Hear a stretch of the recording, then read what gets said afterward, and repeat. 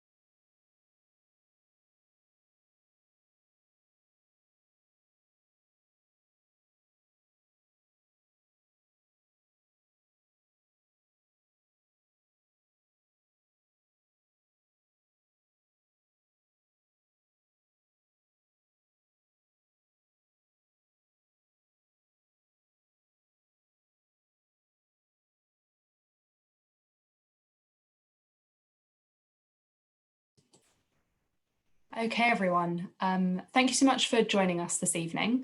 I think most people who are going to be coming this evening have arrived now. I know there might be a couple of people who join us in the next couple of minutes, but that's fine. My name is Emma. I'm the Learning and Engagement Officer at St Albans Museums. I'm really excited to welcome you here tonight for our first online talk. We've got several more coming up that I'm going to tell you a little bit more about later on. And so welcome to this talk, Roman Coins from Verulamium, with David Thorold, the curator at Verulamium. Just to let you know a little bit about how tonight is going to work, we're going to be, in a moment, I'm going to be passing over to David. He's going to tell us all sorts of information about Roman coins from Verulamium. I've seen oodles of slides, loads of different coins for us to have a look at, which should be really, really interesting, really fascinating.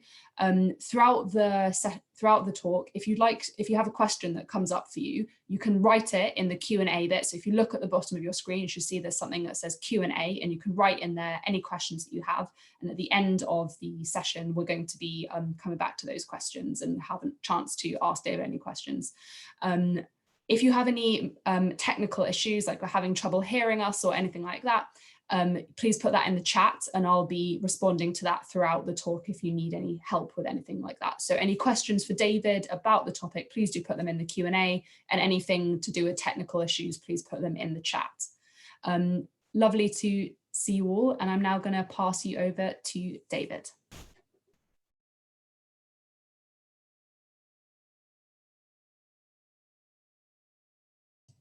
David, you're on mute. Sorry. You're on mute. Okay, you can hear me now. Great. So yes, welcome to the talk on Roman coins from Verulamium. As you say, I'm the curator here, and I'm going to take you just through a small selection of the many coins that we have. So we've got over 12,000 in the collection from Verulamium. So most of what you'll see are actually from the site here. There's one or two I've used for illustrative purposes that aren't, but generally ours have got the accession number with them, so you can see which ones are which as we go through. So if we're going to do this, when we start, we really have to start just before the Iron Age. So here we have the site of Verulamium in the Iron Age, because we do have assorted coins that were being produced before the Romans arrived. And that's probably because the people here are already trading with the Romans. Once Julius Caesar has carried out his expeditions to Britain, he sets up trade routes with different tribes, and the local tribe of Hertfordshire, the Catavalorni, are one of the favoured trading partners. So objects are going out from Verulamium. You're taking out the iron ore, the crops, the cattle, things like hunting dogs, and in return, the Britons are receiving wine, they're receiving Samian ware from France, and they're taking gold and silver. And that gold and silver is being presented in small little round discs. And they have some familiarity with these already, because, and I am going outside of our coin collection here, but we have coins that are based on this piece, the Stata of Philip II of Macedonia. And Philip II, father of Alexander the Great, when he's leading his campaigns, he's got a number of mercenary units working for him, and they're comprised of troops from all over Europe essentially, and he pays all these people in these gold coins, and they take them back home. And you can see we've got an obverse ahead with a laurel wreath in the hair, and on the reverse a chariot being driven with 2 horses on the front.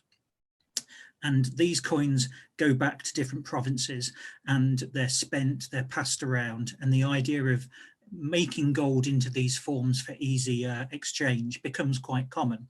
And what we see in provinces such as Gaul is variants of this piece. So they keep copying the general design. So, okay, the head's got a little bit deformed in this piece, but you've still got the head and you've still got the chariot appearing on those 2 sides. And over time, this image keeps being used, keeps recurring, and keeps getting a little bit more abstracted. So this is a particularly nice Gallo-Belgic piece. The head side, you've still got a recognisable head, although it does kind of look like it should be a poster for a 1960s musical, really. And on the other side, we would have what is still the horse, but it's becoming quite abstracted. And then you've got elements of the chariot breaking down into a more general pattern.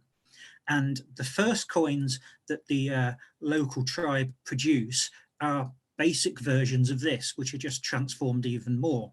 So here we have a gold stater of Tasciovanus, who's one of the first kings that we know to be producing coins, and he's ruling Verulamium, the region, from about 25 BC. And on the reverse, you've still got this horse image with various different elements. There's possibly the wheel up here. There's actually an ox face stuck up here as well. So there's lots of different pattern elements coming into this design. And on the side that had the head on it, what we've actually got is a very abstracted version of that laurel wreath and bits of curls of the hair. So it's become much more of a general pattern.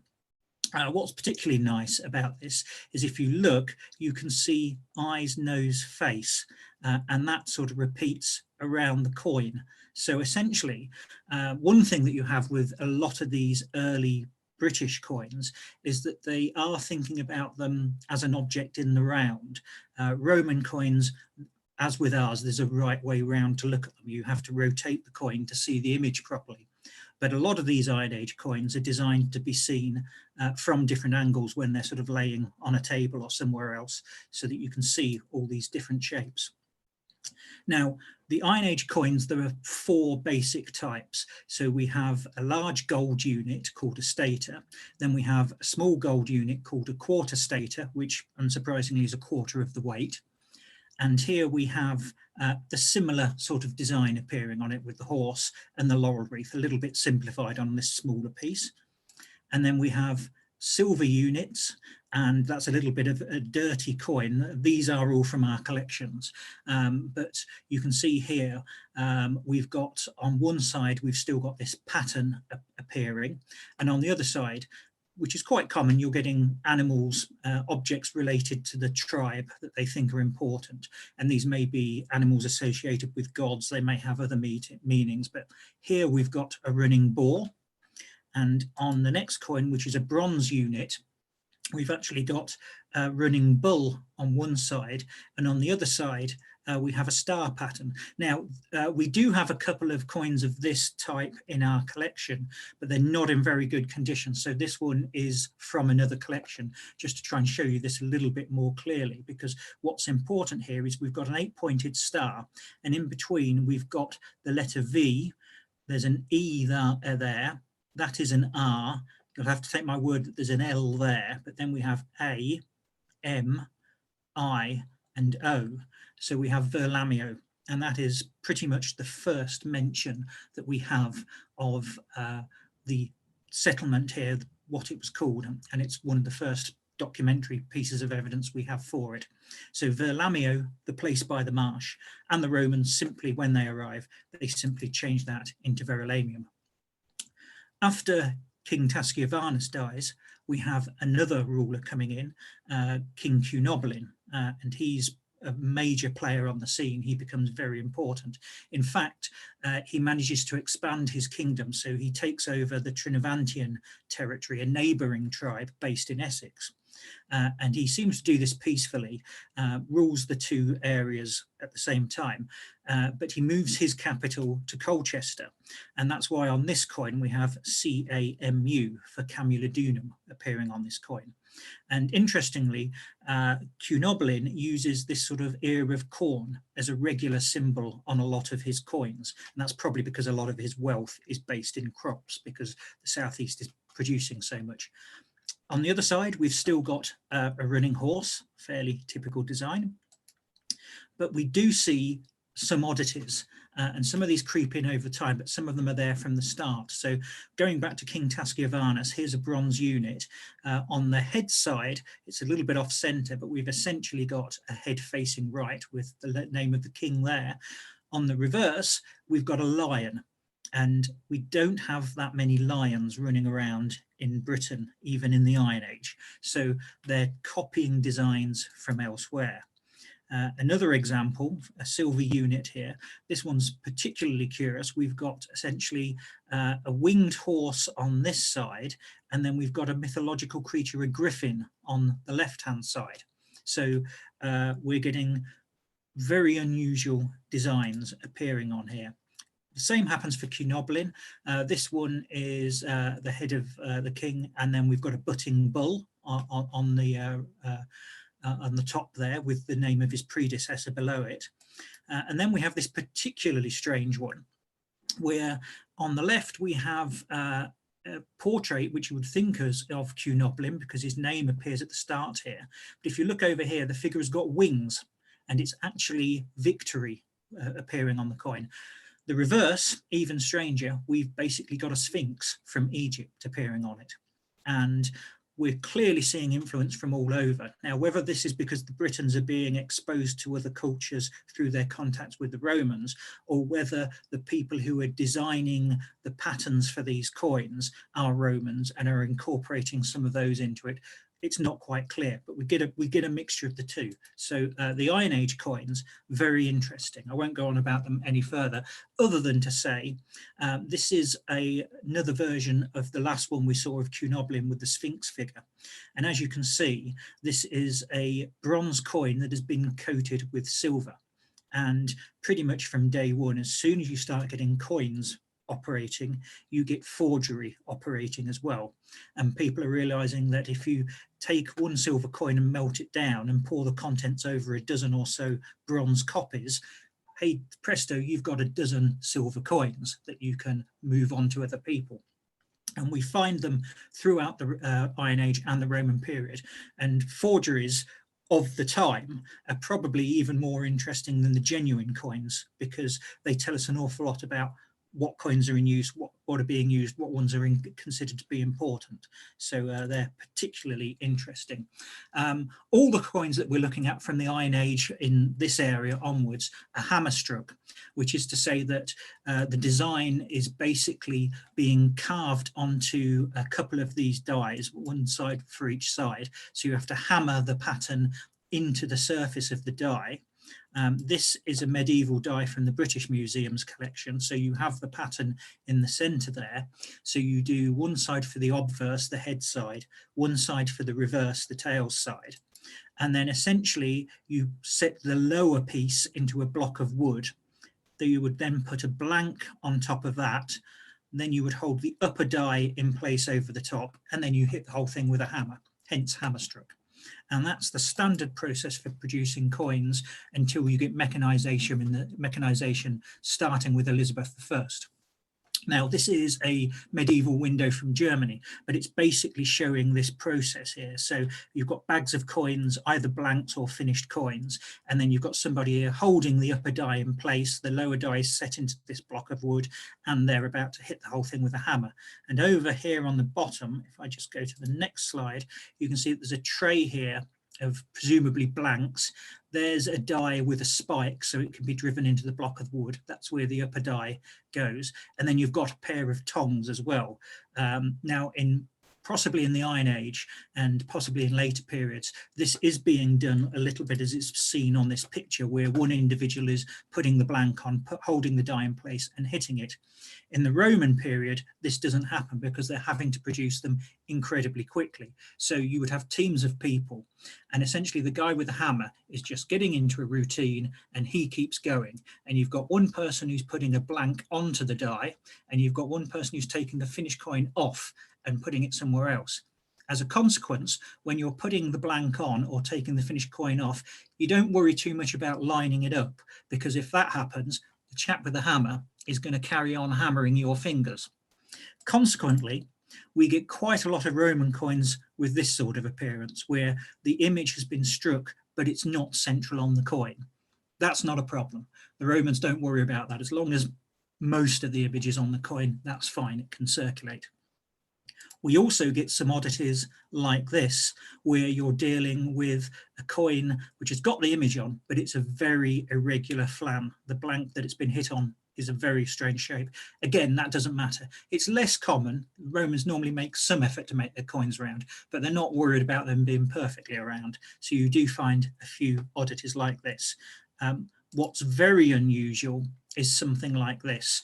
And you get things like this happening in the medieval period, when not many types of coins are being produced and there's a need for smaller change. And you take a coin and you cut it in half and have a half coin, and then you cut it into a fourth and you get a fourth coin, which is where we get the word farthing for coins of later periods. This is very unusual for Roman coins. You don't normally see this. The Romans are pretty careful about making sure that you've only got the standard issue coins being produced, and they produce coins of all sizes, all denominations. So there's the odd one like that in our collection, but it's very unusual. Very quickly, how to read Roman coins. As I said, you have to get them facing the right way so that you can see the design. And if you think of this as a clock face, then typically the design, the legend will start round here at about 7 o'clock and read clockwise around the coin. This one starts a little bit earlier, but that's the basics. In terms of what is written on the coin, usually on the obverse, the head side, you get an image of the emperor, and then you get a whole range of titles letting you know just how important the emperor is. The ones you see most often, Imperator, which tends to be abbreviated to IMP, which is basically a general successful in battle. You have Augustus, which roughly means authority, tends to be abbreviated to AVG as it appears on the Roman coins, and that's a title only given to the reigning emperor. You then have Caesar, which is often abbreviated down to Cs or the letter C. And it's generally used to denote that the heir to the throne, so the son of the emperor, might be declared Caesar, with the idea that he would eventually become the next emperor. Although this emperor, confusingly, sometimes uses the title himself, and up until Nero, it's a family name, so it appears on the coins of the early emperors because it's just part of their name. The other ones we see a lot, Pontifex Maximus, chief priest. That's one that the Pope still uses now. It's the head of the Roman religions, and that is pretty much always the emperor. And then the next two, consul and tribune, which are abbreviated to COS and TRP. These are really hangovers from when the empire isn't an empire and is still a republic. And essentially, every year, 2 consuls are elected in Rome and they run the city. And at the same time, there were 12 tribunes, and they run smaller elements associated with various activities within the city. By the time of the empire, the emperor is essentially running all of this, but he still keeps these titles and carries them on. So there are 2 consuls every year, there are 12 tribunes every year. The emperor passes these out to whoever he wants. Who's the person he's going to decide should be one of the consuls most of the time? It's himself. So quite often, not always, but quite often you'll find the emperor is a consul and a tribune. And what's useful for us is these titles are annual, so they're renewed every year. So if an emperor is the consul for the 5th time, you know that he's held the consulate 4 times previously. It's not as straightforward as every year he adds another one. Sometimes an emperor gives his son or a trusted general or somebody else these titles and doesn't take them. But the year is generally recorded according to who is consul, and the lists of these people have survived and the lists of the tribunes have survived. So if we find a coin and it says somebody is consul for the 5th time, we can work out what year of his reign that coin was issued in. And that's the easiest way to date Roman coins. It's a little bit complicated, but it's not as bad as it sounds. Very quickly, a few more titles, because you can never put enough titles on a coin if you're an emperor. Germanicus, conqueror of Germany, normally abbreviated down to Germa. Dacianus, conqueror of Dacia, we'll see that one shortly. PP, Pater Patriae, it's an honorific title meaning father of his country. And then you sometimes see censor or perp appearing for perpetuity. And the last two, Pius and Felix.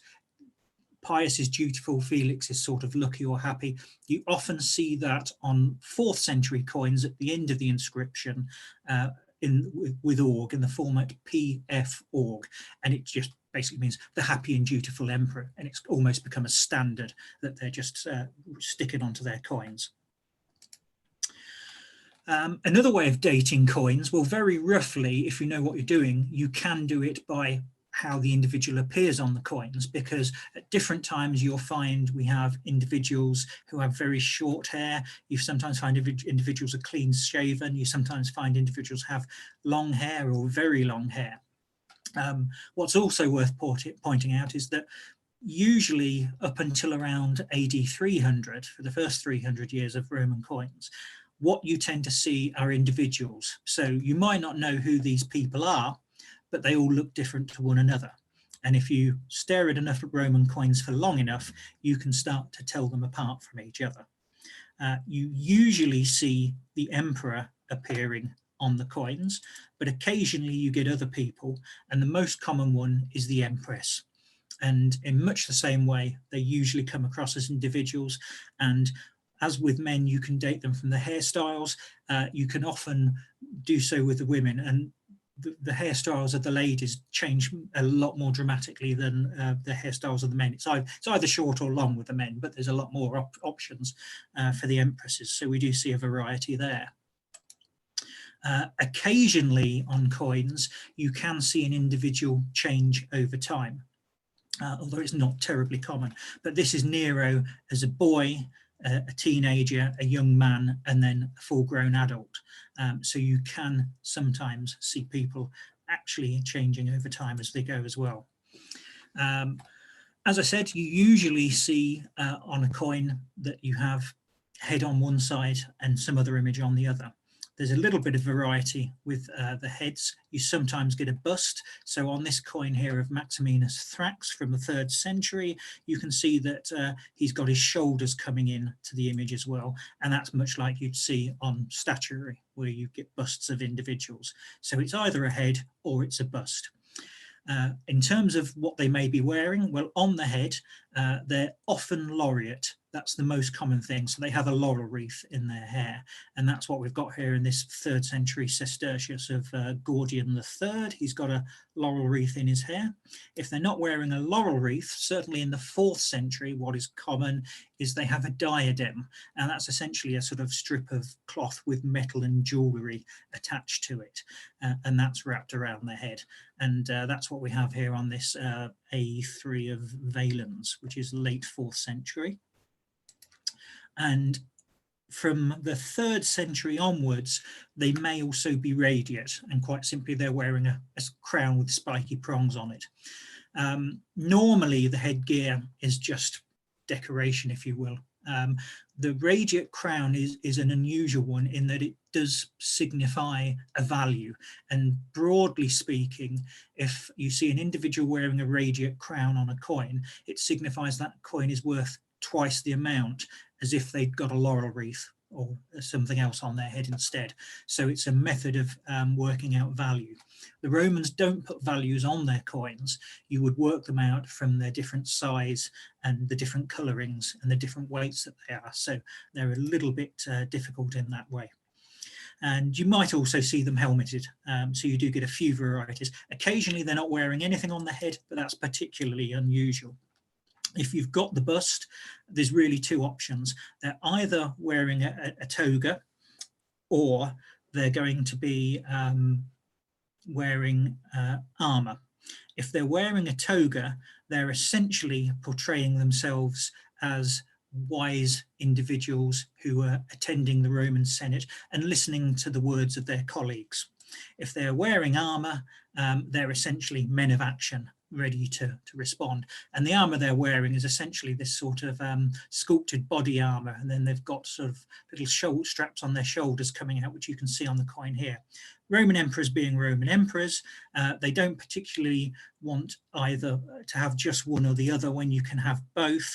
Sorry, I haven't put that on. So often you'll find that the emperor is wearing a toga and he's wearing armor underneath it as well. So he's a man of action, he's a man of wisdom as well. They like to portray themselves in that way. In terms of what we have on the reverse of the coins, it's much more varied. There's a huge amount of different reverses, but broadly what you get is often gods. So at the top left here, we have Orion's, the rising sun.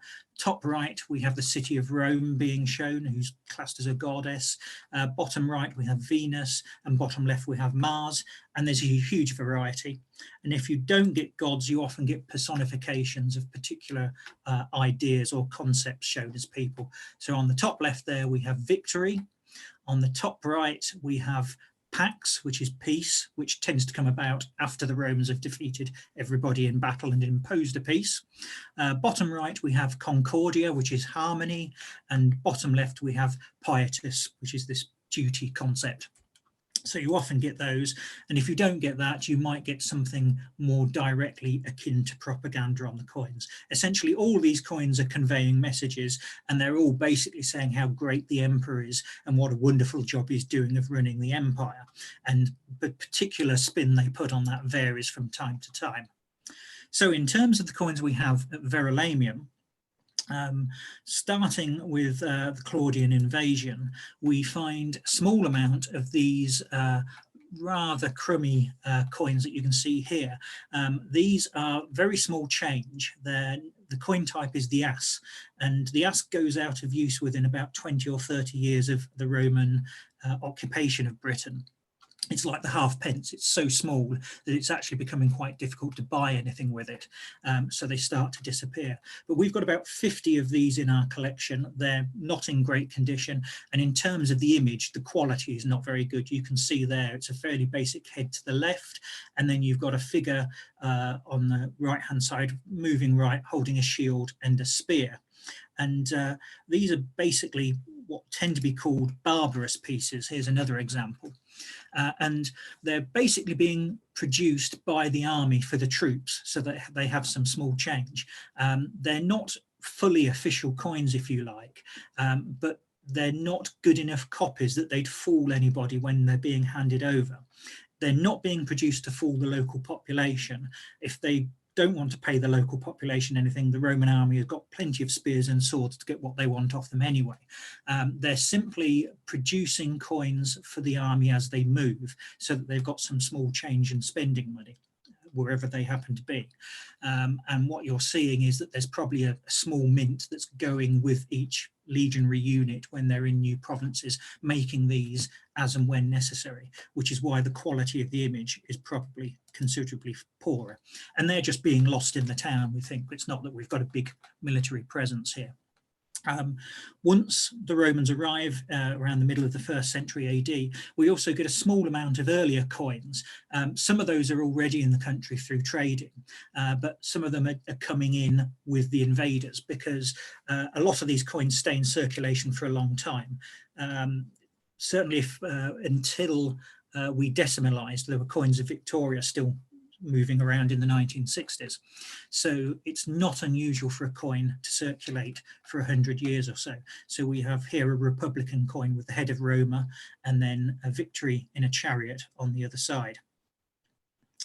And in a similar vein, not a great picture this, but this is a Republican piece produced by Mark Antony. And here you can see Legion 4, leg 4 written on it with one of the military standards with an eagle on it and 2 more standards either side. And these coins, they They don't turn up in large numbers, but there are examples turning up in Verulamium in the 2nd century AD. So these coins are about 200 years old, and they're still essentially circulating to some extent within the empire. Likewise, we get some coins showing the first emperor, Augustus, long gone by the time Claudius comes in. I said that you sometimes get individuals aging over time, and that the portraits are individualistic. We can't really say if they're lifelike as such, because you don't know how much the emperor is influencing the image that appears on the coin. Augustus, for instance, essentially looks like he's about 27, 28 on all of his coins throughout his long reign, pretty much until he dies. There's a slight change just before he dies when he starts to get younger on his coins. So it's showing an individual, but it may still be showing a sort of improved version of that individual. The first contemporary emperor that has coins that turn up within the town is Claudius, who orders the invasion. And this is a nice denarius from our collection of Claudius with the many titles on. As you can see here, I said that typically the legend starts at 7 o'clock and runs clockwise around the coin. Well, in this case, there's always an exception. It starts at about 5 o'clock and runs anti-clockwise around the coin. There's no reason for it. Mostly they go clockwise, sometimes they go the other way.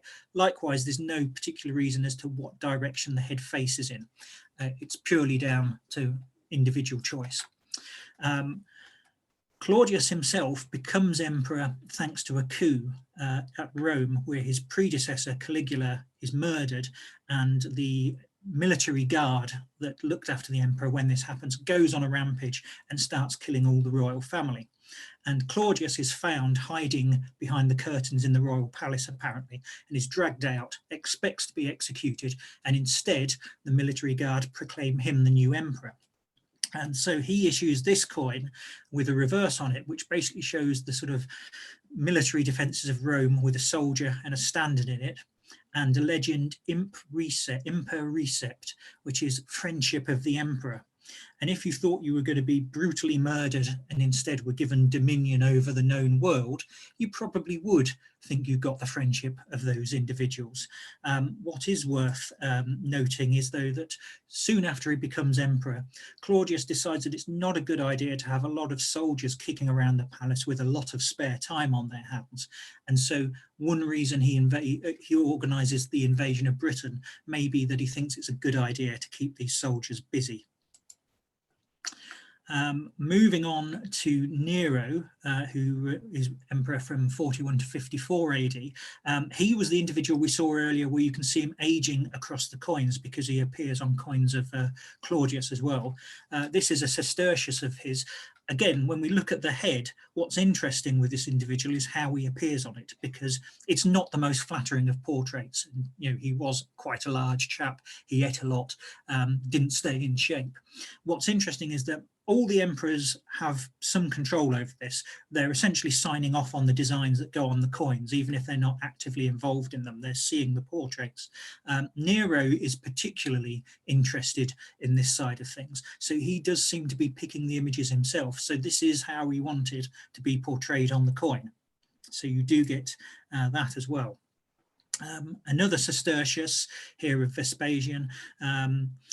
Sestertii are a small change again that are being used commonly in the coins. This one I just put in really to show you what a coin would look like when it was clean and fresh.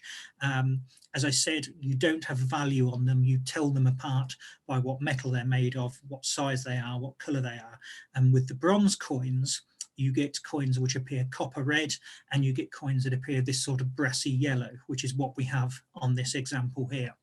So you tell them apart in that way. Most of them over time have turned green. So a lot of our copper coins in the collection are green, because that's what's happened to them when they've been used. Vespasian, when he dies, he leaves the empire to his son Titus, and he doesn't last very long. He only reigns for a couple of years. This one is, I just quite like this because this is an unusual denarius from the collection, where you've basically got Vespasian issuing a coin while he's still alive, and basically introducing Titus as the heir on this coin here. So you've got the two, emperor and Caesar, there facing each other. When Titus dies, his younger brother Domitian becomes emperor, and he rules for 15 years. Domitian is not the first mad emperor, but he's certainly one that develops a sense of paranoia. Over time, he becomes convinced that the members of the royal palace and royal family are out to get him. So he keeps having coups where he has various members of the palace and family knocked off for fear that they are plotting against him. The end result of this, after a few years, is that everybody in the palace and family is pretty certain that the emperor is going to have them killed, so they start plotting against him. And sure enough, at the end of his reign, he's assassinated. And Domitian was particularly unpopular, so his memory was damned. And if you've been to Verulamium and seen the inscription from the basilica what we have inside, obviously not much of it has survived. We've managed to reconstruct what it said, but the fragments we've got, it's a little bit difficult to hear, but you have got the name of his father Vespasian just appearing in here. You might just be able to see it, and certainly in the red outside. Domitian's name is down here with all his titles around it, but if you look at the original, and I'm sorry, it is a little bit difficult to see in this picture, but his name has been rubbed off. They've basically chipped his name and his titles off this inscription because they didn't want to know him anymore. And that was done across the empire, which is a pretty unusual thing, and it's something that we see locally here. One problem we have with coins is that they're being produced internationally, if you like. They're being produced at mint sites which are providing coins for whole provinces. So you're not seeing a lot of local news being portrayed. You're getting national events and things that the emperor wants discussed on his coins.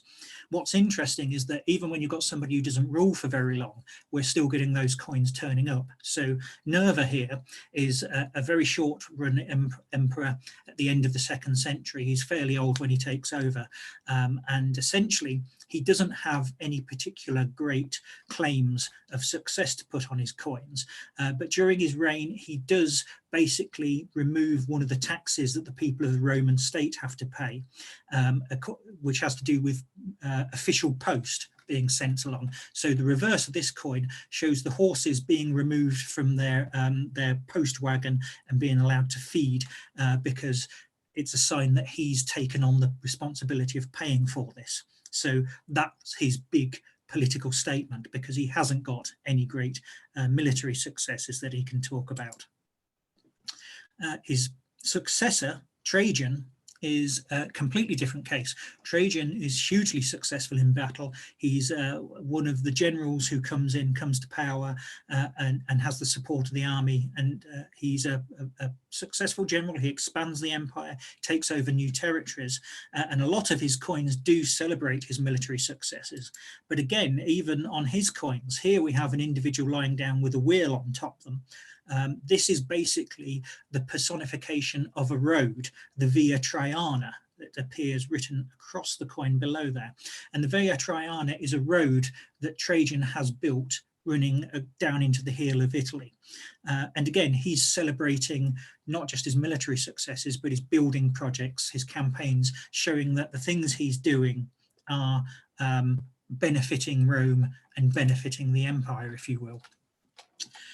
This is a particularly nice sestertius of Hadrian, who followed Trajan. Hadrian is one of the emperors who came to Britain and almost certainly came to Verulamium, but unfortunately we don't have any evidence for it. We haven't found any inscriptions or anything that would prove that he was here, but Verulamium would have been such an important city that it's inevitable that he would have passed through it. Hadrian, of course, best known for building the wall up north, but we do have something very interesting here.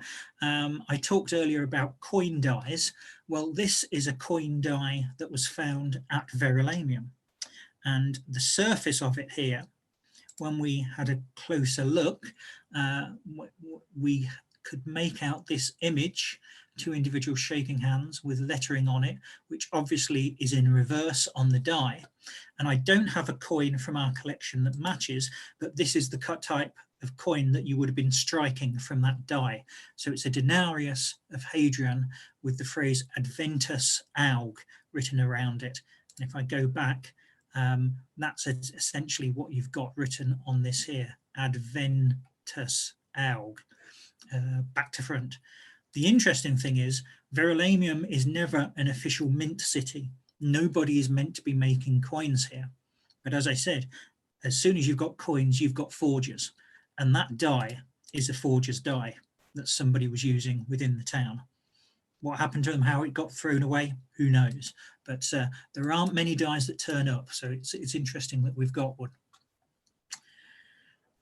Antoninus Pius, I have to mention him. He follows Hadrian, and this coin is a rather worn example. I should point out that most of the coins in our collection are not in great condition because after being in the ground for 2,000 years, they've corroded quite badly.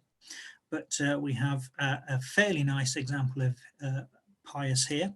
And on the reverse, we have a figure seated. There's a shield just there in front of them.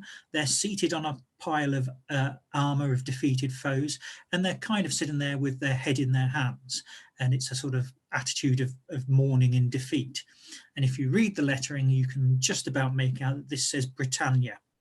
And this is a coin issued by Antoninus Pius because he expanded Hadrian's frontier in Britain a bit further beyond Hadrian's wall to the Antonine wall.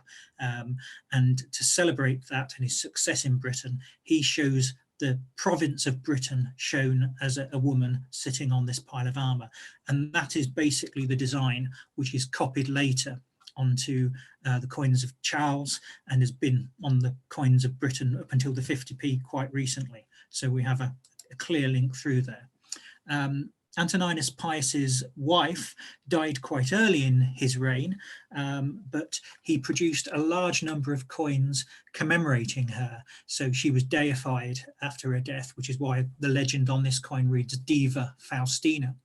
And she's one of the empresses who appears in large numbers on coins because Antoninus Pius seems to have particularly loved his wife and produced lots of coins in her memory. When Pius himself dies, we also see on the coins, this is not a big wedding cake, this is his mausoleum. So we have a 4-story structure, and then you can see these 4 things on top. This coin is very worn, unfortunately, but what you're seeing on the top there is essentially one of these quadrigas, a chariot being pulled by 4 horses. And that was his funeral monument. Going into the 3rd century, just to pick out some more examples of interesting individuals. Septimius Severus, he's the first African emperor. He's particularly noticeable because he used to work his beard into these ringlets, so he's very noticeable on his coins. Again, a military man, spent a lot of time campaigning, came to Britain. This is one of his reverses of his denarii, and it's celebrating victory in Parthia, where he was campaigning against the Parthian Empire. And another coin of his from the collection. We've got quite a few denarii of Severus that turn up, and this one basically says Fundator Parsis, so it's sort of founder of peace. And again, even though we've got a military individual, he's also trying to celebrate other elements of his character as well on these coins.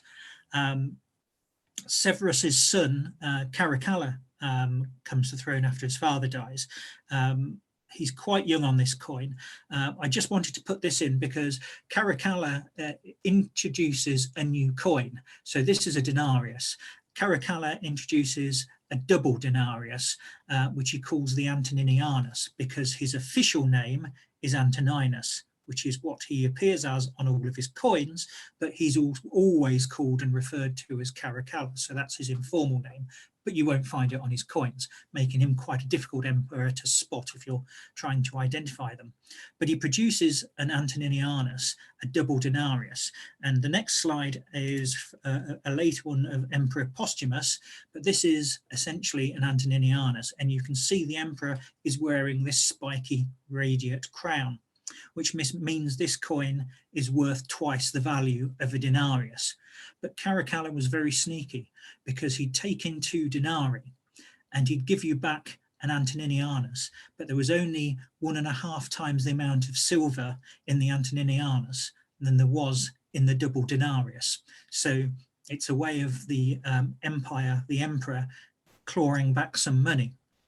And they're suffering from inflation and economic forces throughout the empire, but this sort of real cash grab is something that causes all sorts of problems for the empire and for the monetary system, and you basically start seeing more and more debased coins with less and less precious metal going in them. They're meant to be worth what they weigh. There's always a production cost, but over time these coins start becoming worth less and less, and they become ever more base metal objects. In the 3rd century, emperors really don't last very long. They've got a very short shelf life. If you've lasted 5 years, you've done terribly well. This is an example. There are actually 2 emperors reigning at the same time in Rome, Balbinus and Pupienus, 2 senators who basically sort of finagled their way to the summit, but didn't have a lot of backing. And they initially were opposed to each other, but decided it would be better if they could come to sort of co-rule. So you do see on their coins quite often the head of one and then the 2 hands shaking, which is a symbol you sometimes see on Roman coins. It didn't really help. They only lasted for a few months before they were knocked off and another emperor came in their place. Here's another 3rd century example, Trebonius Gallus, middle of the 3rd century. He lasts for about 3 years, but as I say, these emperors, their coins are still making it over to Britain. So they're being produced obviously in quite large numbers, and they're being circulated quite quickly as well. We don't have every single emperor. There are some who only reign for a few months, but most of the time we do get them in. Balbinus, 3 months he lasts, and we do have examples of his coins making it to Verulamium. So there is a method for getting them out there. Thrax is another contemporary with Balbinus, and again he's only got the 1 year in his reign. How are we doing? I'm okay for times to go on a bit further, Emma? Do you want to just go on for another couple of minutes and then we'll move on to questions? Yep. So next we have end of the 3rd century. This is Emperor Carausius. Carausius is an interesting individual. We get lots of his coins because Carausius is a rebel. He's originally basically in command of the naval fleet off the coast of Britain, and he's fighting pirates, and he's either so good at it that the emperors get jealous and decide to have him killed, or he's in league with the pirates and isn't doing his job properly, so he flees to Britain with the fleet. Either way, the long and the short of it is that Carausius ends up taking over Britain and running it as his own personal empire.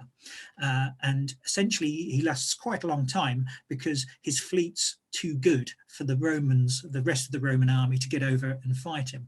So he lasts for quite a long time. Now, I said that these Antoniniani, these radiate coins, they tend to drop away in quality over time.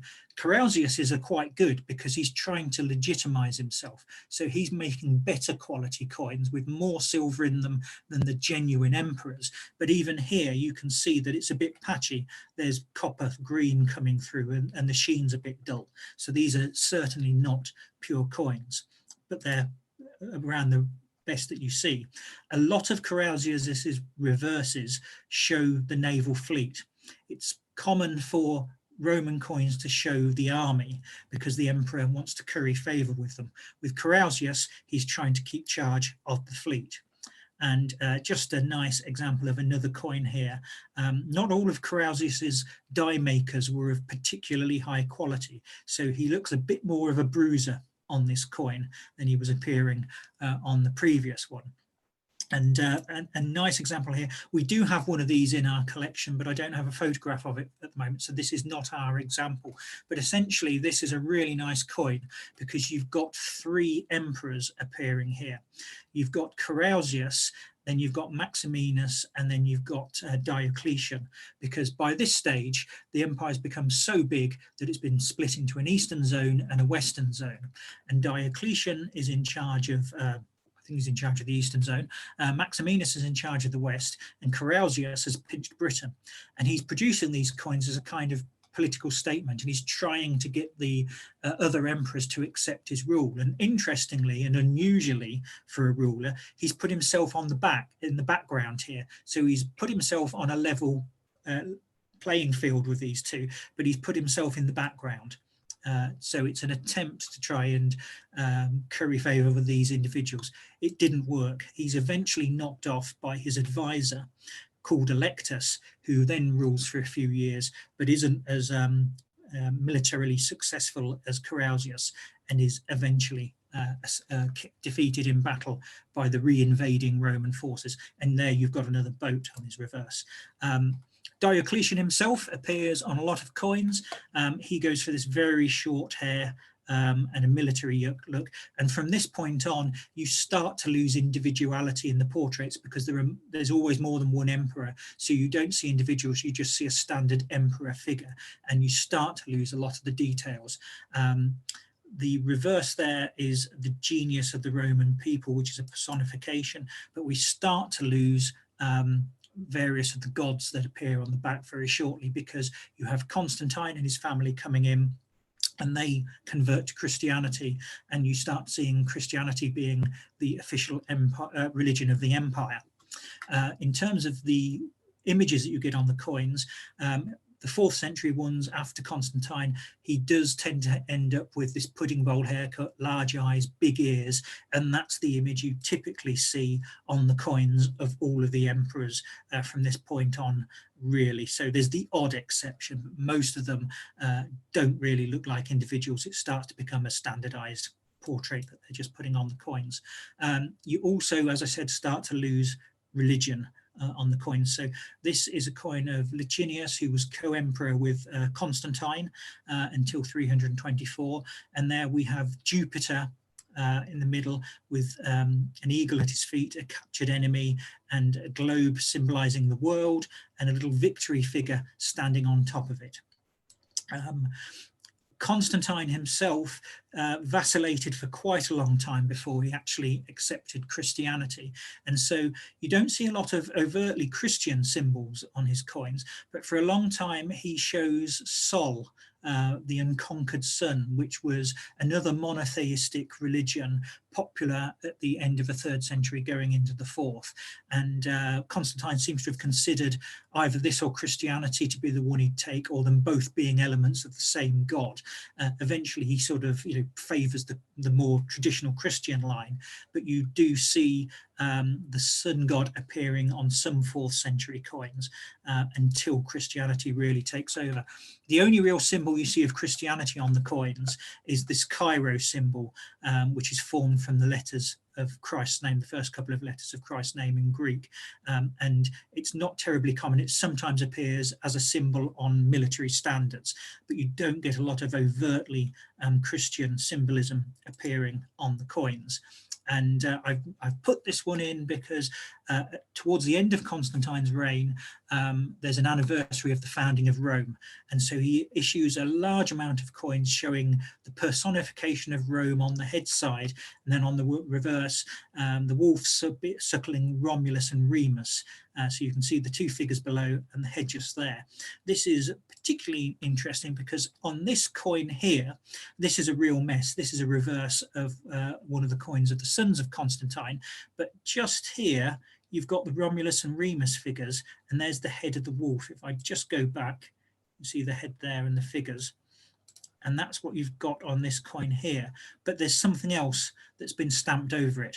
And you occasionally find that this happens with the Roman coins. They take already issued design or a finished batch, and then they stamp another image over them, and you end up with just a real mess of bits and pieces on the design. But they issue the coins anyway, and there's enough of them that we find that this is obviously a perfectly acceptable practice. Just to finish off with the 4th century coins, what you tend to find on the reverses is lots of images celebrating military success. So this AE3 of Constantine, you've got 2 soldiers with the standards in between, and that gets repeated time and time again on 4th century coins. If you happen to find a Roman coin, chances are it's 4th century. If you find a 4th century coin, the chances are it's a coin of Constantine or his family. If it's one of those, it's probably Constantine. And if it's a coin of Constantine, it's most likely that you've got the 2 soldiers with 1 or 2 standards in between. So if you've never seen a Roman coin and somebody asks you to identify one, if you just say it's a coin of Constantine showing 2 soldiers on the reverse, you've probably got about a 5% chance of being correct, no matter what the coin is. Lots of military images. This is a nice one from one of the rebel emperors who follows Constantine and his family, showing the emperor on horseback, spearing a fallen, kneeling, cowering foe. And here's another one where you've got the horseman fallen down and a Roman legionary jumping in the air to spear him. So lots of nice military symbols. This is one of the last coins in our collection that is Roman. This is late 4th century, and it's Emperor Theodosius. And by the end of the 4th century, there's a real problem with coinage. The small coins are not worth very much. People seem to be going back to barter. So you find a certain amount of gold and silver coins, but the bronze coins almost completely disappear. And we even only have a few silver ones in the collection. This is a bronze one, in fact. What you then find is that towards the end of the 4th century, we pretty much go back to where we were at the start, when you have the legionaries using barbarous pieces that are based on the original ones, but not made terribly well. So here we have this fallen horseman with the barbarian leaping in the air, but it's getting a bit messy. And what you see is basically these designs breaking down and not being produced at the same high standard, but these coins are still being accepted because they're probably being produced locally to provide small change for the population that's still needed at a time when the control of the empire is starting to break down and you're not getting a regular supply. And usually you also occasionally get these where you have cut downs. So this is a very small piece that's less than a centimetre in diameter, and it's a cut down of this Cairo design. So you've got that sort of P element on this particular coin. So you can take a big one that's no longer current and produce half a dozen of those smaller ones instead. So that's really how we end up with these barbarous coins, finishing off the history of the coins at Verulamium. So a fleeting journey through 400 years. Fantastic. Thank you so much, David. It's been a real whirlwind, so many coins. It's been fantastic. I think we're probably going to run over a little bit, so we're going to spend some time answering people's questions. But if people need to go, I just want to first say thank you so much to David for such a fantastic talk. I hope everyone really enjoyed it.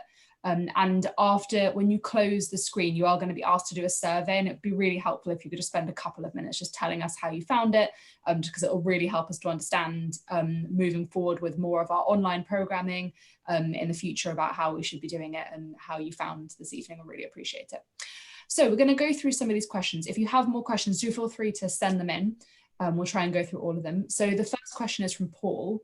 How consistent are the weights of precious metal coins of the same type? Reasonably.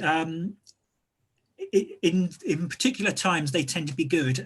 So in any particular year or decade you get close control of them, and there are actually marks on coins for a lot of the period to make sure that if a mint that's producing silver coins is given a ton of silver, it produces the appropriate amount of coins with the right amount of silver in them.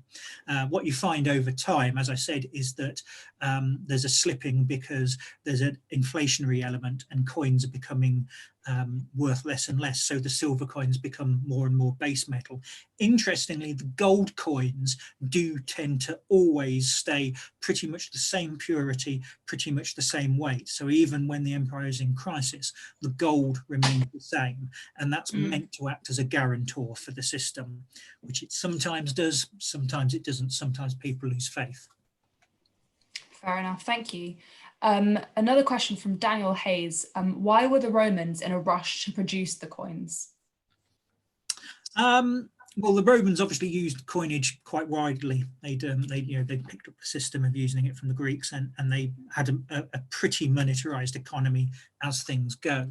And basically, it greases the wheels of the economy, and it also is a really good method of getting messages across, because you're talking about, you know, a huge empire, which in those days it would take weeks, if not months, to cross. So if you want to get messages out to the public, the coins are the best way to do it. And you know, that's clearly why you get the emperor's heads on them all the time, because it means people know what the man in charge actually looks like. Right, nice. So it's a way for people to disseminate information. So a question from Laura: do all the 12,000 coins come from the St Albans area? So I assume she's talking about all of the coins that we have in the collection. Pretty much, yeah. They're mostly from within the Roman town, because that's largely where we have excavated. But all of the coins in the collection have pretty much come from excavations. There's a very, very small amount of coins that we've bought for various reasons, but 99.9% of the coins are local to the district, and nearly all of them are from Verulamium itself. The Iron Age ones are slightly wider because they're not based at Verulamium in quite the same way, but they're still from the district.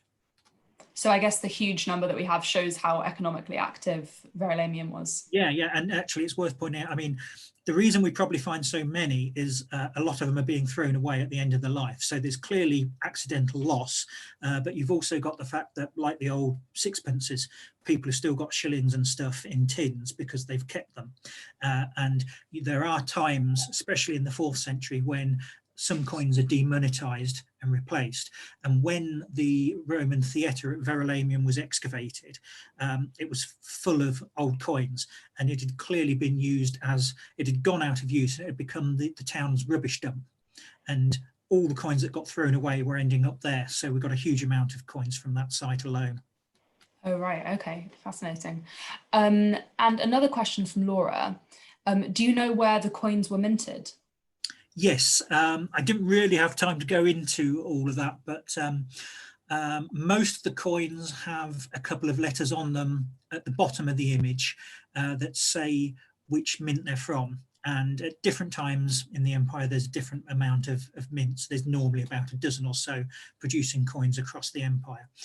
So for most periods, there's a mark on the coins that tells you which city they're from. It's more, I think, for quality control for the mint sites, rather than the people who receive the coins thinking, oh, this coin's come from Constantinople, oh, this coin's come from Milan. But yeah, you can track them using that. Okay. And a question from Lee: were the coins just for use between Romans? That's harder to tell. I mean, they're being produced for use within the empire, but that doesn't mean they're limited to it. There are coins that turn up in Britain before Britain is part of the empire. And I say there's trade going on. So certainly gold and silver coins are being exchanged far and wide because they're precious metals. You've also got, in the later periods, you've got barbarian raids, and they're often being paid off in gold, which comes in coin form. So what you tend to find is that there's a kind of halo effect outside the empire where all the surrounding provinces are used to Roman coins anyway. So they tend to accept them. So the Romans are only producing them for use within the empire, but they do by default get used far wider than that. Right. So they have a much wider use. Okay, and a bit of a comment here that maybe you have some thoughts on from Paul. Imperial faces seem to be very masculine. Wouldn't want to meet Vespasian in a dark alley. Yeah, Vespasian is interesting because he was a a long-standing military general, and he looks like he's been out in the sun for a long time. He looks like, you say, hard as anything. Maximinus Thrax on that coin I had up looked like he was related to Jimmy Hill, if you remember the old football days, because he got a really pronounced chin. And I say it sometimes depends on the people who are making the coins, because the emperor can okay a design of his portrait, but that then gets sent to all the different mint sites for the die makers to carve into the dies, and the quality of that die maker may not be up to the standards of the original image. So you do see a certain amount of variation when you look at a single emperor. He can look quite different. If you get a dozen coins, you'll find he's got 2 or 3 noticeably different appearances. Interesting. And Hamza has asked, very interesting talk. Was it ever the case that Roman coins with previous emperors on them would no longer be accepted or used, especially during the 3rd century with the multiple emperors? They do seem to go out of use. There appears to be times when they're demonetarized and they are taken out of circulation. And certainly when Diocletian takes over, he reforms the coinage. And in the 4th century, that seems to happen quite a lot, which is more of an economic measure because of the problems that they're facing. In early periods, it seems to be less common, but it's a little bit hard to see because you get Gresham's law coming in where bad money drives out good. So with this denarius and this double denarius, if you've got a denarius that's got twice the amount of silver in it than another one, you'll keep the good one and you'll spend the bad one. So the bad ones circulate, but the good coins are kept and survive as objects because people are hoarding them for their value as much as anything. So sometimes you find that these coins have lasted for a long time simply because they're being kept as sources of wealth, which is one way money operates, but they're not circulating within coins anymore.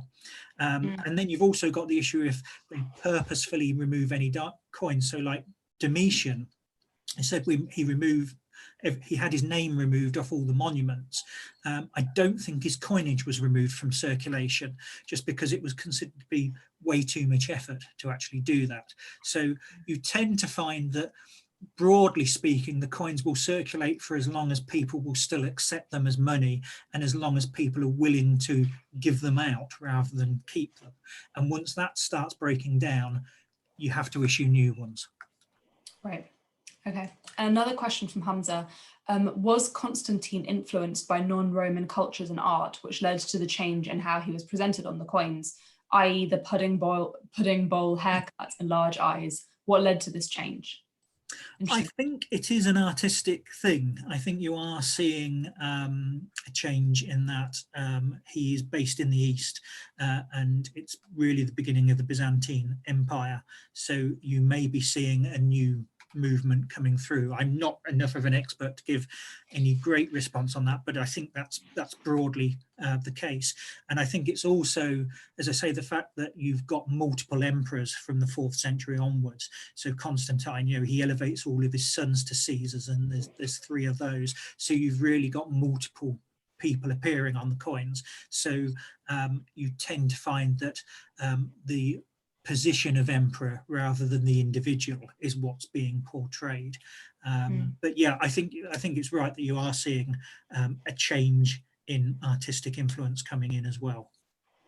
And a question from Gossier: what is the oldest coin in the collection? It's probably one of those Republican ones. So that early silver one I showed you with the head of Roma and the chariot on it, we've got 4 or 5 like that, and it's almost certainly going to be one of those because some of those are 2nd century BC, so they're being produced, about 100 years before the British coins of Casciavanus and Cunoblin are being produced. So yeah, those ones are the earliest. Great, so very, very old. What were the die made of? That's a good question because the coins have got to be fairly hard, and you can't use cast iron, I think, because it shatters. I don't really know is the answer, because dies don't tend to survive, because in much the same way that the Bank of England, when it changes the plates for its £20 notes, it doesn't go and chuck them out by the bins, because somebody will pick them up and start making their own £20 notes. So dies are either used to destruction or they're destroyed. So there's only a few of them that are around, but they seem to be trying to produce it as close to steel as they possibly can. But yeah, that's a fairly difficult thing to be sure of. And a question from Paul: what do the coins tell us about the prosperity of Verulamium over the years? Oh, good question. Yeah. Somebody has analysed that if you try and work out how many base metal coins are being produced in Britain and what the population size is likely to be, and obviously there's a lot of variance in that, that at the most there would only ever be 2 small change coins for every person in Britain. So you're not dealing with a fully monetarized economy in the way that we have it, and in all likelihood outside of the cities barter is still the way that things are going on. But Ver is a big town, it's politically important and it's economically important. It's on the main road out of London. You've got all the trade that's coming from the port of London going north through to Britain is coming through there. You've got soldiers passing through, and it's a big urban market for the rural area. So I think the fact that we have got so many does show that you've got a rich, wealthy population here, and there is a lot of money passing through it. So yeah, I think broadly that's undoubtedly true, and I think there's probably a lot you could potentially do by looking at those coins and trying to see how they're being used within the town. There's probably a few PhDs somebody can do on that. Yeah, I'm sure it's fascinating to hear about the local area having this like very particular connection with coins. A question from Rich: what were the dies made of? Oh, there's another question, a similar one, about what were they made of and how long did they last? Anything you'd like to say on how long they lasted? I don't know. There are papers that have looked at it. They seem to last quite well. What people are trying to do is match up the dies, because you've obviously got 2 dies being used for every coin. And what you tend to find is that the coin that's stuck into the block of wood and then has the blank put on top of it takes less damage than the coin which sits on top and then is hit by the hammer. So the upper one wears out before the lower one. And especially with computers now, you can start to scan coins and you can look at the 2 sides, and you can potentially, if you've got good coins that haven't got too corroded in the ground, you can potentially look at wear, and you can look at when one of those 2 sides has gone and a new die has been used. So you might see obverse A and reverse A being used side by side, and then obverse A wears out and obverse B comes in, but reverse A is still being used.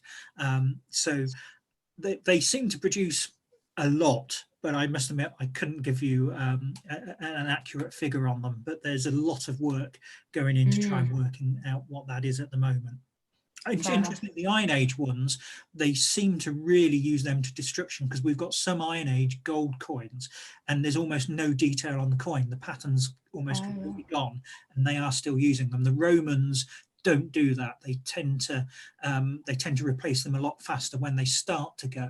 So you do see cracks, but you don't see the image breaking up. So they are replacing them. They're taking an effort to keep the quality high. Interesting. Okay, so a bit of a different emphasis in Iron Age coins to Roman coins. Jim is asking, what were the dies? What the dies made of? How much skill was involved in sculpting them? Have we tried to replicate the process in modern times? Very interesting and informative talk. Yeah, thank you. The die makers are interesting. There's some suggestion that in the early days of coin manufacture, it's jewelers who are doing it, because there are small gemstones that have very fine work in them, and there's a certain amount of similarity between designs. By the empire, and certainly by the times that coins are being produced in Britain, they're making enough of them that I think it's a profession. And what you do see is, like say, sometimes the quality varies. The coins of Carausius, when he comes to Britain, it's a sort of needs must basis. He's essentially stuck here, and he's taken over the kingdom, and he's making coins, but he hasn't necessarily got that many die makers. So some of his coins he looks extremely fine on, and we've got one in the collection where his neck is twice as long as his head.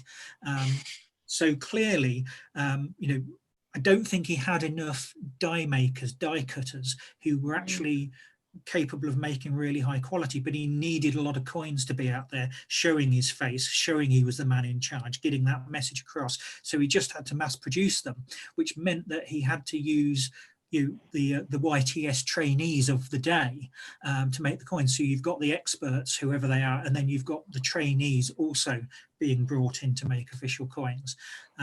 So yeah, you do get a real split of that. And with the Iron Age coins, the interesting thing is, are the people cutting the dies Britons or are they Romans? Because those coins are very split. Some of the designs are straightforward Roman copies. Some of them are very, very Celtic designs. And there's no reason why the Celts couldn't do it, but we just don't know. Okay. Are the coins mostly found in hoards or singly? Mostly singly, because we're digging within the town largely, and hoards tend to be found outside of town walls, because if you've got a lot of coins you want to bury for safekeeping, if you go into the back garden in a town and dig a hole, the neighbours will see you doing it, so you go out somewhere more remote and bury it. We do have hoards in the town, but they're all quite small, so they're normally less than 20 coins, and they're normally low value ones. So I didn't cover it tonight because we wouldn't have had time, but the Sandridge hoard of gold coins, the 159 gold, which is the second largest gold coin hoard of its type in the country, that's buried out in the countryside, because it would just be too risky to bury something like that in a really built up area, because somebody might happen upon it. If they hadn't seen you do it, they might just stumble across it. So you tend to find hoards out in the countryside, and you tend to find single coins in the town. But the loss rates vary, because on road surfaces, you don't lose coins, or at least you don't lose coins that aren't picked up by other people. So people who drop coins on a nice clean surface, those coins are recovered at that time. But if you drop it in a muddy field, those coins get lost. So you tend to find the coins are in old rooms, in the fields. Fields isn't quite the word, but gardens within the town. So they get lost in those sort of areas. And then, as I said, there's a huge amount that have come from the theatre when it was used as a rubbish tip. Okay. I'm very sorry to everyone who's put in so many questions. We've got so many questions, and I know that it's starting to get a little bit late, so I'm going to ask one last question. I'm going to ask one about our local area. Are there any plans for further excavations at Verulamium? Not directly, because the site is preserved. So Heritage England, as it is now, has basically got responsibility to protect the site. So the park area is preserved and no building work can carry on, and the private land on Lord Verulam's side isn't ploughed anymore. So theoretically those two areas are safe for the future. So it's possible, but we'd have to have a very good reason to excavate, and simply saying we'd like to find out a bit more about the town isn't good enough right now. So we're not in a position to do so just yet. But around the town, you know, if there's building work going on, there's a lot of, not everybody lives within the Roman town. There's a huge amount of activity around and about it as well. So there's obviously lots of potential there. Amazing, thank you.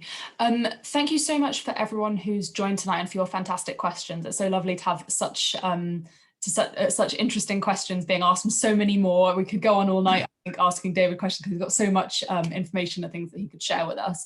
I'm sure if you have any specific questions you'd like to ask David, do feel free to send me an email and I'll pass it on to David. If you can send it through Eventbrite, and we'll make sure that goes on to David as well, because we'd be very happy to answer those. Just wanted to end, of course, saying thank you to David, but also to let you know about some of our other upcoming events that we've got going on. So we've got all sorts of different events happening at the moment, including workshops and talks and all different kinds of things. But if you're interested in some more online talks like this one tonight, that's connected to our exhibitions and our collections at St Albans museums, we've got one coming up next week on Wednesday about our current exhibition, Cabaret Mechanical Marvels, called Autonoma and the Artist. So it's going to give you an opportunity to find out about the stories behind those incredible automata that we have in the galleries at the moment. Do have a little look on our social media for some images of where you can see the automata moving. They're really beautiful pieces of work, and really interesting to find out about the process behind them and the craft that goes in behind them that connects very closely to our collection. We've also got a talk in early March about another upcoming exhibition connected to St Albans Masorti Synagogue, a local Jewish community, that are going to be talking about their migration journeys of many members of their community, which should also be fascinating. That's going to be introduced by the Lord Lieutenant of Hertfordshire, Robert Voss. And in April, we've got a talk connected to our online exhibition about Handley Page. So we're going to be finding out about that really important local history, which is something that's still talked about a lot by local residents as a place that was somewhere that employed and had all sorts of memories for people still today, and all sorts more coming up. And again, a lot of that's going to be informed by the feedback that you give us tonight. So if you could spend a minute after we finish tonight filling in the survey, just to let us know how you found it and anything else you want to share, please do get in touch, and we'll be happy to enjoy your presence at future online events. Thank you so much for coming tonight, and thank you to David for the fascinating talk. Okay, night everyone. Thank you so much for coming.